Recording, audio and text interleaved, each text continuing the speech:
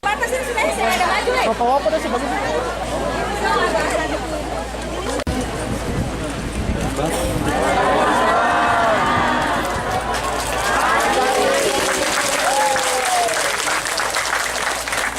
Assalamualaikum warahmatullahi wabarakatuh.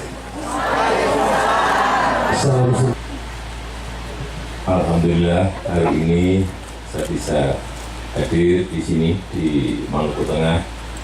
Saya hanya ingin menyampaikan beberapa hal supaya kita semuanya tahu bahwa negara kita Indonesia ini adalah negara yang berada di kawasan cincin api. Artinya apa?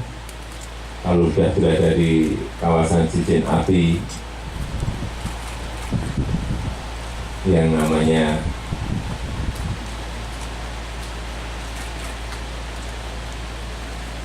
tsunami, yang namanya gempa, itu berada di lingkungan kita. Tidak hanya di Maluku Tengah, tidak hanya di Maluku, tetapi dari sejarah yang ada, kita tahu di Aceh pernah, benar, ingat ya, di Padang pernah, di Bengkulu pernah, di Lampung pernah, di Banten pernah, di Jogja pernah. Yang paling setahun 2 tahun ini di Nusa Tenggara, ya. Kemudian setahun yang lalu di Palu, Donggala. Kita memang